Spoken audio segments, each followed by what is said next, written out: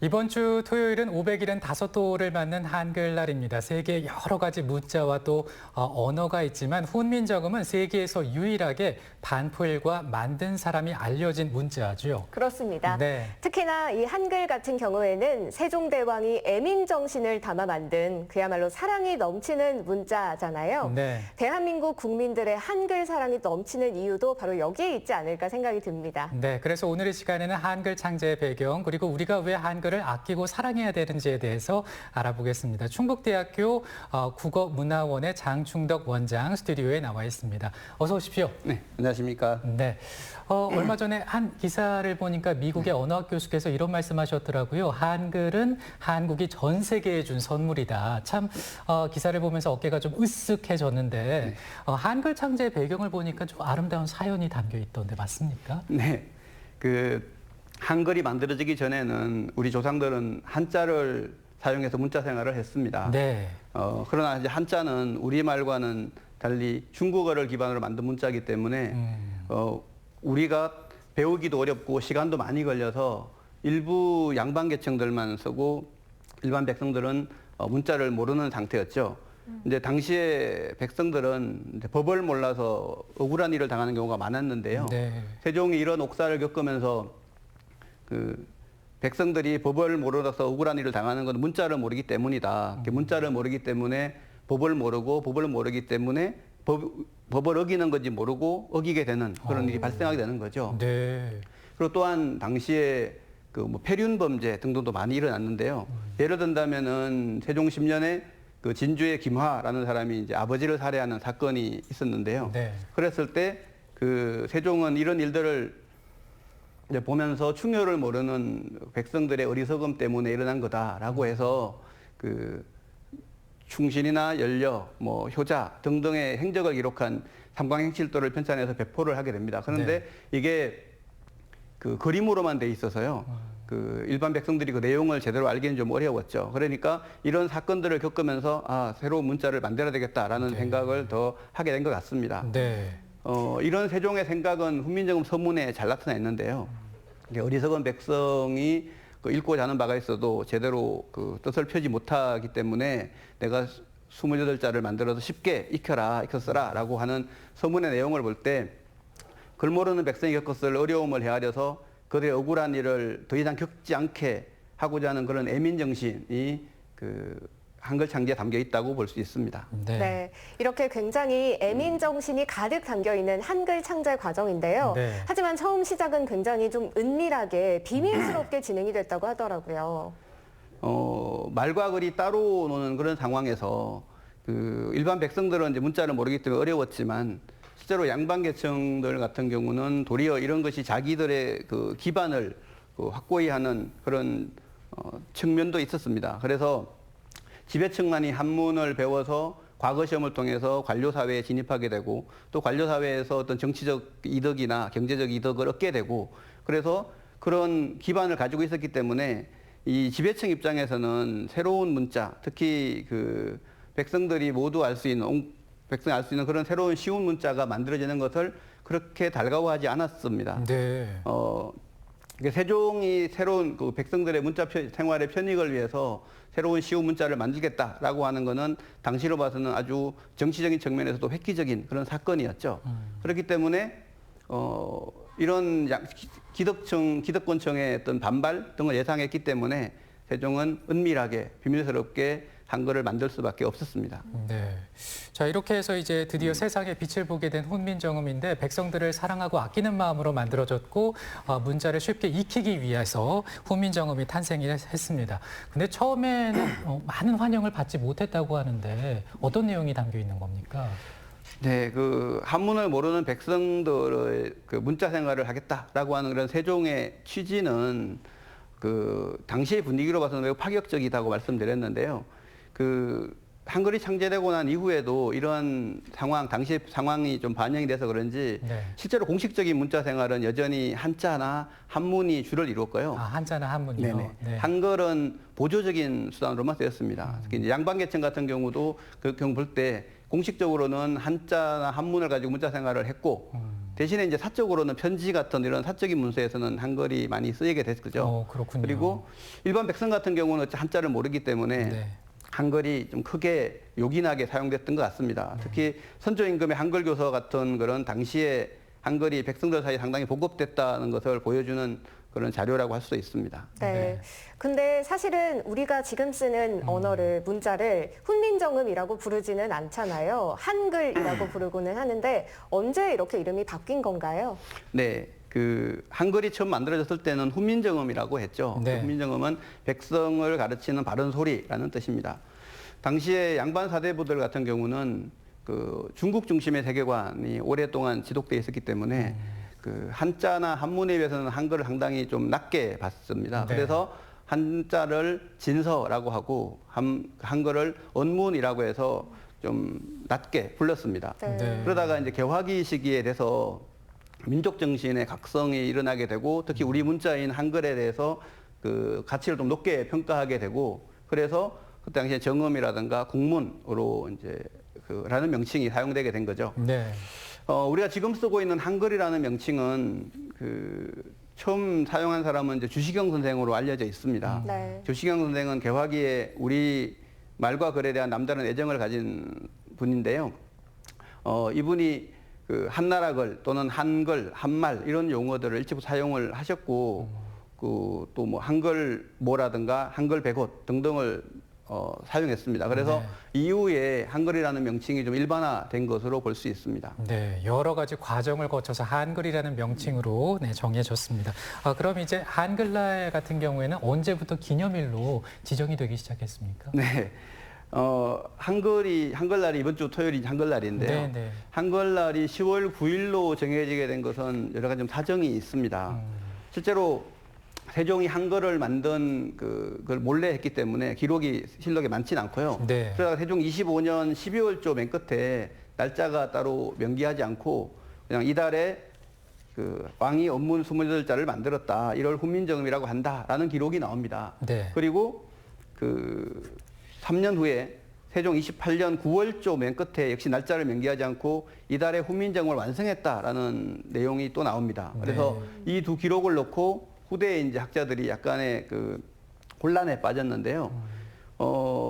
그때 이제 판단하기로는 1943년 그 세종 25년에 훈민정음을 일단은 만들었지만 좀 수정 보완을 해서 46년 세종 28년에 완성한 거다라고 판단을 하고 네. 그래서 그게 실록에도 이제 완성했다라는 말이 나오니까 네. 그래서 그 1446년 9월을 세종 그 한글이 만들어진 날로 생각을 한 겁니다. 그래서 한글날로 기념을 하려고 하는데 이제 정확한 날짜를 모르니까 46년 9월의 가장 마지막 날인 9월 금음날을 양력으로 환산해서 10월 29일을 한글날로 기념하게 된 거죠. 그래서 각야날이라고 해서 네. 기념식도 하고 했습니다. 네.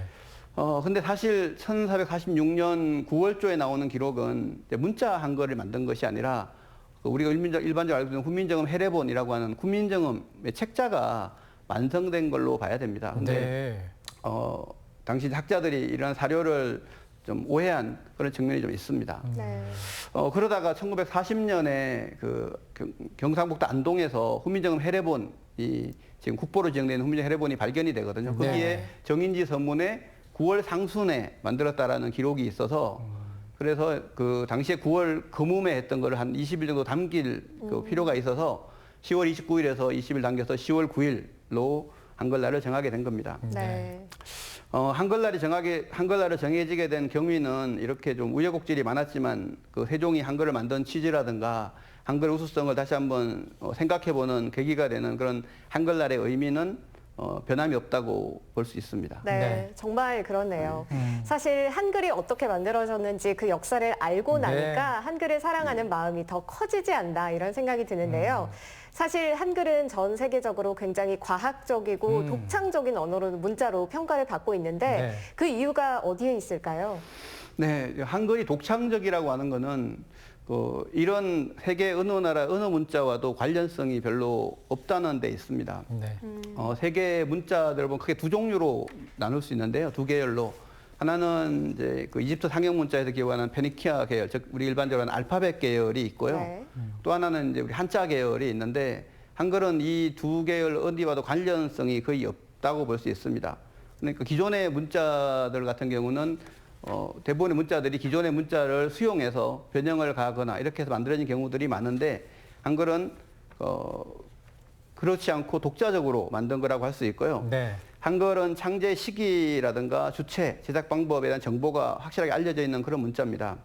이렇게 그래서 문자가 만들어진 날을 국경일로 정한 나라가 우리나라뿐인 것은 우리가 정확한 정보를 가지고 있기 때문에 가능한 거라고 할 수가 있죠. 네. 한글이 과학적이다라고 하는 것은 한글은 음성과학적 기반을 가진 문자입니다. 대부분의 문자가 상형을 중심으로 하고 있는데요. 물론 이제 한글도 상형을 하지만 한글은 다른 문자와는 달리 발음기관의 모양을 상형했다는 것이 좀 차이라고 할 수 있습니다. 네, 네. 한글은 발음기관의 움직임이라든가 작용하는 모습이라든가 음성학적 특질 등등을 따라서 글자꼴을 만들고 한 것은 이제 사실 독보적인 형질이라고 할 수 있습니다. 네. 또한 한글의 원리 중에 이제 가획이라는 게 있는데요. 네. 같은 위치에 소리가 좀 세게 나면은 획을 더하는 방식으로 정했기 때문에 같은 위치에서 발음되면서 그 소리에 따라서 형태가 좀 비슷한, 같은 위치에서 발음되는 소리들이 모양이 비슷한 글꼴을 갖는 그런 특징이 있죠. 그러니까 이렇게 체계적으로 구성되어 있어서 이런 체계만 알면은 훨씬 이제 배우기 쉬운 그런 측면도 있습니다. 네. 또 하나 뭐 추가한다면은 한글은 글자 하나에 소리가 하나거든요. 네. 그러니까 우리가 예를 들어 알파벳 A 같은 경우는 단어에 따라서 여러 가지 발음으로 발음이 되는데 네. 한글의 아라고 하는 모음은 언제나 아로만 발음되거든요. 그러니까 하나 그 기호만 익히면은 발음이 그대로 알게 되기 때문에 네. 쉽게 배울 수 있는 거죠. 그래서 외국인들도 뭐 일주일이면은 이렇게 읽고 쓰기 가능하고 우리나라 문맹률이 낮은 이유도 한글이 이렇게 쉽기 때문에 그런 것이 아닌가 싶습니다. 네, 잘 들었습니다. 또 그리고 충북대 국어문화원과 국립청주박물관이 그 시민국어문화학교 프로그램을 좀 운영하고 계시잖아요. 이 프로그램에 대한 설명도 좀 부탁드립니다. 간략하게 부탁드립니다. 네, 네네. 시간이 아쉽습니다. 네. 시민국어문화학교는 이제 9월에서 10월 8주간 진행이 되는 네. 그 프로그램입니다. 이 프로그램 국어문화원이 충북대 국어문화원이 생긴 2005년부터 지금까지 쭉 진행하고 있고요. 네. 현재 25기가 진행 중에 있습니다. 원래 60명 정도 모집해서 계속 운영했었는데 네. 작년하고 올해는 이제 코로나 때문에 30명만 모집해서 진행하고 있고요. 시민국어문화학교에서는 이제 한글 맞춤법이나 띄어쓰기 등 어문 규정뿐만이 아니라 그 국어문화 관련 강의를 진행하고 있습니다. 그래서 그 어문 규범 외에도 한글의 이해라든가 시와 정서, 인공지능 시대의 독서법이라든가 지역과 관련한 충북의 방언, 충북의 전설 등등을 강의하고 있습니다. 네. 이미 뭐 모집은 끝났고 수업이 진행 중인 걸로 알고 있는데 시민들 반응은 어떻습니까? 이런 시민 반응 직접 들었으면 참 좋았을 텐데요. 네. 제가 대신 전해드리면 반응이 좋습니다. 좋고 매우 열정적으로 참여하시고 계시고요. 네. 사실 이게 무슨 수강 이득이 이렇게 있는 강의가 아니어서 적극적으로 참여하기 좀 힘든데 그래도 열의가 대단하십니다. 그래서 네. 이번 수강생들 중에는 보은에서 1시간 넘게 운전해서 오시는 분도 계시고요. 오, 그래요. 네네. 네. 또 수강생들 의견을 들어보면은 일상생활에 도움이 많이 됐다라는 내용이 가장 많고 그 외에도 이제 한글의 우수성에 대해 생각하게 됐다든가 맞춤법의 필요성 등을 다시 한번 생각하게 됐다라는 의견들이 많습니다. 네. 특히 어르신들 중에는 이제 한번 수강을 하고 난 이후에 시간이 지나니까 자꾸 잊어먹는다라고 해서 또 들을 수 있느냐라고 문의하시는 분도 계셔서 몇 년째 수강하고 계신 분도 계십니다. 몇 년째? 네네. 그래서 이분들 같은 경우는 한번 들으셨던 분이어서 좀 더 좀 심화된 질문들을 많이 하셔서 또 강사분들이 좀 당황하는 그런 경우도 있습니다. 네. 네, 소개해 주신 시민국어문화학교 이외에도 충북대 국어문화원에서 하고 계신 네. 아니면 앞으로 계획에 있으신 다른 프로그램들이 또 있을까요? 네. 충북대 국어문화원은 크게 이제 국어 상담, 교육, 그다음에 공공언어 개선 등등의 일을 하고 있습니다. 국어 상담은 이제 국어 관련 여러 어려움들, 시민들의 어려움을 전화나 누리집으로 이렇게 상담해줘서 어려움을 해소해주는 그런 일을 하고요. 네. 교육은 방금 말씀드린 국어문화학교 외에도 이제 원하는 곳에 찾아가서 강의를 해주는 찾아가는 국어문화학교라는 프로그램이 있습니다. 그리고 공공언어 개선은 그러니까 지자체와 연계해서 공공기관의 문서라든가 누리집 또는 문화재 안내문 등등의 그런 언어 실태를 분석하고 또 문제점을 파악하고 개선안을 마련하는 그런 일을 하고 있습니다. 네. 이외에도 이제 한글날 행사라든가 뭐 우리말 가꾸기 동아리 같은 프로그램을 진행하고 있습니다. 네, 여러 가지 프로그램을 한글을 사랑하는 마음으로 진행을 하고 계시고 이제 이번 주 토요일 한글날을 맞아서 한글의 의미를 되새기는 시간을 지금 가져보고 있습니다. 우리가 한글을 사랑하고 아끼기 위해서 앞으로 좀 노력을 해야 될 텐데 어떤 부분에 좀 더 신경을 쓰면 좋을까요? 네. 실제로 이제 전 세계적으로 우수한 문자라고 인정받는 그런 한글을 사용하는 우리 국민이라면은 국어 능력이 좀 높아야 함에도 불구하고 사실은 좀 그렇지 않거든요. 네. 그래서 우리가 국어 능력을 향상하기 위해서는 우선적으로 국어에 대한 관심을 가질 필요가 있습니다. 관심이 없으면 사실 눈앞에 보여줘도 잘 모르거든요. 네. 모르고 지나치는 경우가 많기 때문에 관심을 갖는 것이 무엇보다도 중요합니다. 그리고 그런 관심을 토대로 해서 올바른 국어 사용을 위해서 이제 노력을 해야 되겠죠. 맞다 틀리다를 아는데 그치는 것이 아니라 실제로 바로 잡을 수 있는 네. 그런 국어 올바로 사용할 수 있는 그런 그 노력을 해야 된다고 생각합니다. 이러한 국어 사용에 관심을 실천하는 아주 좋은 방법이 있는데요. 그것은 바로 국어 사전을 열심히 찾는 것입니다. 아, 국어 사전이요? 네네네. 그렇군요. 네, 그래서 우리 모두 국어 사전을 찾아서 올바른 언어 생활을 했으면 하는 바람입니다. 네. 자, 오늘은 아름다운 우리말, 우리글 한글에 대해서 창제의 배경 또 어떻게 하면 좀 더 아끼고 사랑할 수 있을지에 대해서 살펴봤습니다. 충북대 언어문화원 장충덕 원장과 이야기를 나눴습니다. 이른 아침에 고맙습니다. 네, 고맙습니다. 이어서 모닝와이드 주요 뉴스입니다. 청주 공예 비엔날레가 코로나 속에서도 인기몰이를 이어가고 있습니다. 10월 첫 연휴를 맞아서는 관람객 2만 명이 돌파했고 일부 시민들은 인원 제한에 걸려 아쉽게 발길을 돌리기도 했습니다. 폭발적으로 성장하는 3차원 가상현실, 메타버스 시장을 선점하기 위한 지역 간 경쟁이 뜨겁습니다. 충북도 지역 특화형 전략으로 시동을 걸었습니다. 관광객들의 외면과 코로나19가 겹치면서 사실상 개점 휴업 상태인 괴산수산식품산업 거점단지가 다양한 활성화 대책을 추진하고 있습니다. 충북경찰이 도내 일부 지역에서 시범 운영하던 순찰장소 선정위원회를 이번 달부터 79개 전 지역 관서로 확대합니다. 순찰장소 선정위원회는 자치경찰제 시행에 따라 주민 의견 청취를 위해 구성됐으며 그동안 순찰 장소와 방범시설물 보강 등 65건의 주민 요구를 제안했습니다. 현재 충북지방경찰청이 착한 운전 프로젝트를 진행하고 있는데요. 양심 운전자를 눈을 크게 뜨고 지금 찾고 있다고 합니다. 교통법규를 잘 지킨 운전자에게 깜짝 시상이 주어진다고 하네요. 그렇습니다. 네. 속도나 신호, 또 정지선 등을 잘 지키는 운전자가 바로 경찰들이 기다리고 있는 운전자인데요. 네. 시상을 위해서 언제 어디서 경찰들이 지켜보고 계실지 모릅니다. 하지만 이 시상을 위해서가 아니라도 언제나 착한 운전, 안전 운전 한다는 거 잊지 마셔야겠죠? 네, 오늘도 안전하고 더 건강하게 보내시기 바랍니다. 저희는 내일 아침 7시 35분에 또 생방송으로 인사드리겠습니다. 시청해 주셔서 고맙습니다.